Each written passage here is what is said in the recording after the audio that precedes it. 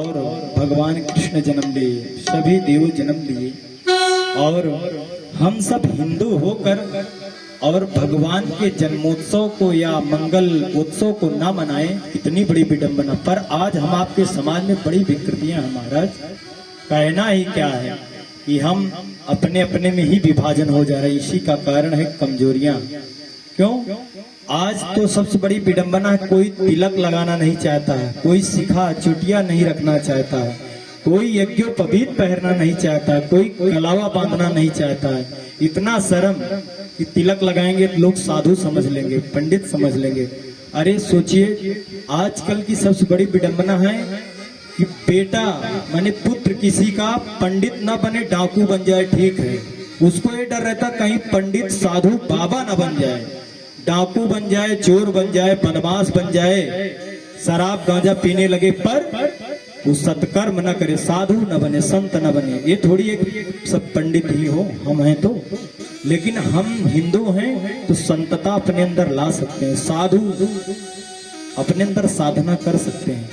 पर आज के समय में सबसे बड़ी बात, अगर किसी से कह दो कि अपने पुत्र को भेज दीजिए संत बन जाए, साधु बन जाए, ना ना, संत साधु तो नहीं बनाएंगे महाराज। ये भले घर पे 4 भैंस पाल लेंगे, पर हम इनको संत नहीं बना सकते। तो राम भद्राचार्य स्वामी जी यही कहना चाहते हैं कि हम सबको अपने नियम को पालना चाहिए। घर में तुलसी को लगाना चाहिए, मस्तक पर भले हमको तिलक यहाँ पर लगाना चाहिए, शिखा रखना चाहिए, चोटिया यज्ञोपवीत पहनना चाहिए, अपने धर्म का पालन करना चाहिए। यही कहना चाहते हैं। इस धर्म को पालन करते हुए हम लोगों को उत्सव मनाना चाहिए। तो बाबा तुलसीदास यही कह रहे हैं, जो भी इस उत्सव को मनाता है, उमा शंभु विवाह उत्सव, पार्वती और शंकर के विवाह उत्सव को मनाते हैं, उनके घर में सदा सर्वदा ही कल्याण होता है। अब आगे भगवान शिव पार्वती के साथ विवाह करके वहां से मैना और हिमालय राज पर्वत अपनी पुत्री को भगवान शिव के साथ विदा करते हैं। भगवान शिव पार्वती को लेकर कहाँ जा रहे हैं? परम रम्या गिरे वर कैलासो,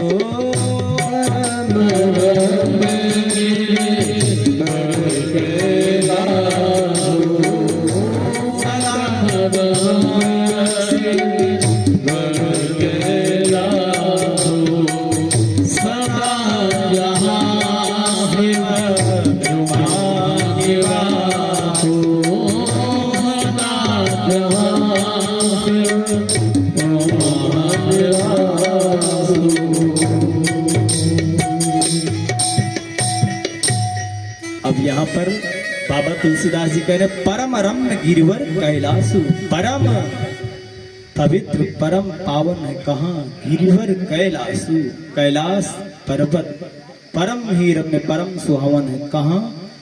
सदा जहाँ शिव उमा निवासु, जहाँ पर शिव जी पार्वती के साथ निवास करते हैं, वहां पर अब पहुंचकर निवास करते हैं और वहां पर रहते हैं।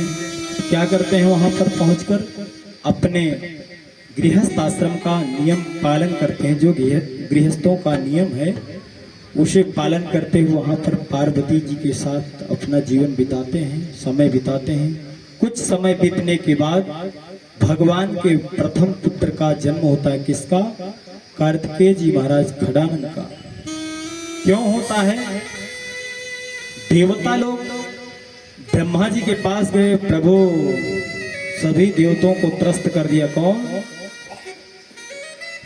तारकासुर। तारकासुर नाम का जो राक्षस था, सबको परास्त कर दिया था। तो देवलोग ब्रह्मा के पास गए देवता, त्राहिमाम प्रभु, हम सब आपकी शरणागति हैं, हमें बचाइए बचाइए। उसके बाद उन्होंने ब्रह्मलोक पर भी आक्रमण किया। कौन? वो तारकासुर नाम का राक्षस।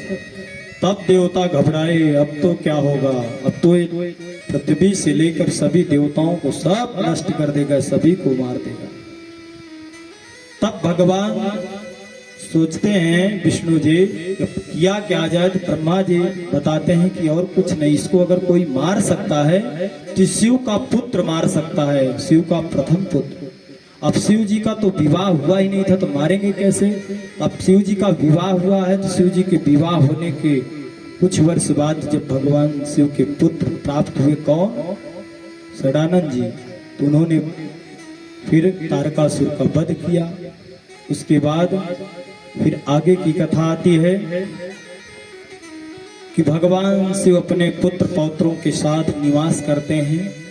कहां पर? भगवान शिव का इतना पवित्र आश्रम है कि लोग आजकल कहते हैं कि हमारे घर महाराज बड़ी विडंबनाएं हैं, बड़ी झंझटें हैं, पर देखिए हम सब मनुष्य होकर इतने बड़े झंझट में फंसते हैं कि ये है वो है, तमाम प्रकार की दिक्कत, हमारी उनसे दुश्मनी, हमारी उनसे दुश्मनी।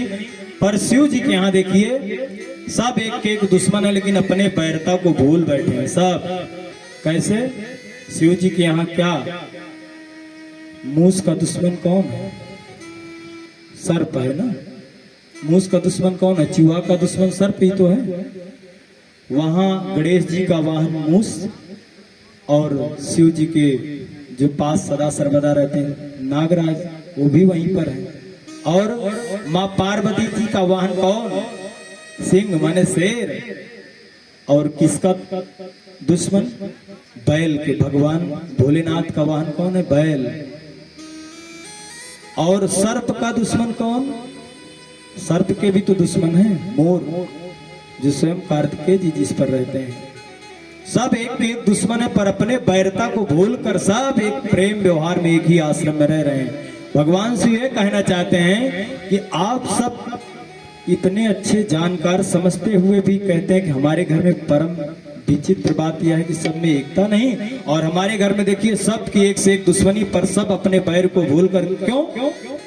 भगवान शिव पूरे विश्व के पिता हैं, और माँ पार्वती साक्षात अन्नपूर्णा के रूप में विराजमान है, जो सभी का भरण पोषण कर रही हैं। ऐसे माँ भगवती पार्वती जहाँ पर हैं, शिव है, तो वहाँ किससे कौन बैर कर सकता है?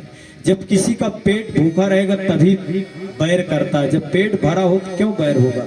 चोर भी चोरी करता है तो परिवार को पालने के लिए, अगर उसके पास धन हो तो चोरी करेगा।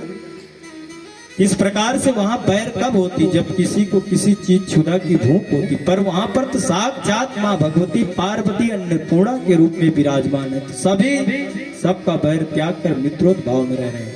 आगे बाबा तुलसीदास वर्णन करते हैं, माँ भगवती सोची कि अब उनके मन में प्रीत हुई कि हमको भगवान मर्यादा पुरुषोत्तर राम की कथा श्रवण करनी चाहिए। किससे? शिव जी से। अब उनको देखिए, उस जन्म में तो उमा थी, इस जन्म में पार्वती जब हुई, पर्वतराज हिमालय की पुत्री, इनके मन में फिर वही बात आई कि चलते हैं अब भगवान शिव के जो हमारे पति देव के आराध्य श्री राम हैं, उनकी कथा को सुने और अपने जीवन को पावन करें। तो पुनः शिव जी से यही प्रसंग करते हैं। कौन? बाबा तुलसीदास कहते हैं, कथा लोक सकल का